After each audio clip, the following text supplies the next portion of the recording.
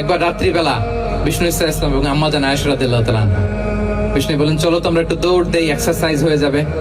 দুইজনে দৌড় দিলেন। তখন আম্মা জান আয়েশা রাদিয়াল্লাহু তাআলা আনহা একটু স্লিম ছিলেন, তো দৌড়ে বিশ্বনবী পিছিয়ে পড়ে গেলেন, আম্মা জান আয়েশা ফার্স্ট হয়ে গেলেন, আগে চলে গেলেন। বড্ড খুশি, উনি বিশ্বনবীকে হারিয়েছেন। আবার অনেক বছর পরে, তখন সময়ের ব্যবধানে আম্মা জান আয়েশা একটু হেলদি হয়ে গিয়েছেন, আগের মতো আর চিকন নেই। আবার বিশ্বনবী কোনো এক রাতে বললেন, আয়েশা চলো আজকেও একটু এক্সারসাইজ করে দৌড় দেই। দুজন মিলে দৌড় দিলেন। আজকে বিশ্বনবী আর আম্মা জান আয়েশাকে চান্স দেন নাই, তিনি জোরে দৌড়ে আম্মা জান আয়েশাকে রানার আপ করে দিলেন, উনি ফার্স্ট হয়ে গেলেন। এরপর কি বললেন জানেন? সুনানে আবু দাউদের হাদিস, তিনি বললেন, ইয়া আয়েশা হাদিহি বিতিলকা সাবকা। দেখেন বিশ্বনবী মনে রাখছেন, নোটে রাখছেন। বিষ্ণু বলেন, আয়েশা ওই যে এত বছর আগে কোন এক রাতে মরুভূমিতে দৌড়ে আমাকে হারাইছিলা, আজকে ওইটার বদলা নিয়ে নিলাম। তিলকা সাবকা, ওইটার বিনিময়ে এটা। ওই দিন তুমি জিতছিলা, আজকে তোমার উপর আমি জিতে গেলাম। আল্লাহু আকবার। কি হৃদ্যতা ছিল, কি সম্পর্ক ছিল স্ত্রীর সাথে।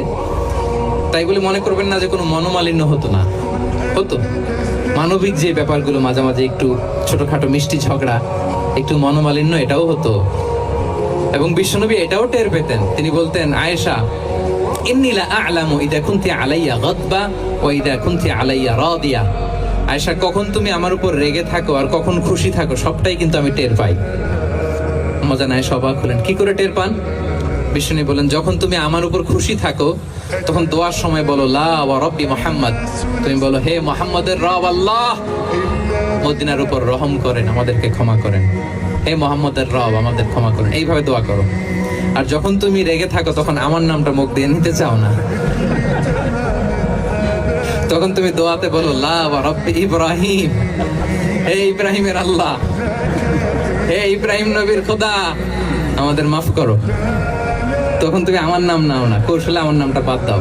আমাদের আয়েশা বলেন, ইয়া রাসূলুল্লাহ মা আহজুরু ইল্লা ইসমাক, নবী হে, আমি তো আপনার নামটাই শুধু মুখ থেকে বাদ দেই, আমার হৃদয় থেকে তো কখনো আপনারে বাদ দিতে পারি না। এটা ঠিক, তখন রেগে থাকি, আপনার নামটা মুখে নেই না, কিন্তু হৃদয় থেকে তো আপনাকে সরাতে পারি না। সুবহানাল্লাহ। এবং আম্মা জান আয়েশা রাদিয়াল্লাহু তাআলা আনহাকে এত ভালোবাসতেন, তিনি বলেন, আমি গোশত খেয়ে ওইটার হাড্ডিটা রেখে দিলে বিশ্বনবী আমার খাওয়া হাড্ডিটা নিয়ে আবার চষতে শুরু করতেন। আমি গ্লাসের যেখান দিয়ে পানি খেতাম, পেয়ালার খুঁজে খুঁজে বিশ্বনবী ওই জায়গায় ঠোঁট লাগিয়ে পানি খেতেন। মাইমুনা রাদিয়াল্লাহু তাআলা আনহা বলেন যে আমি আর বিশ্বনবী এক বালতি থেকে মগ দিয়ে পানি নিয়ে দুজনে গোসল করেছি। সুবহানাল্লাহ, একটু আস্তে বলেন। আল্লাহু আকবার, কি চমৎকার আচরণ।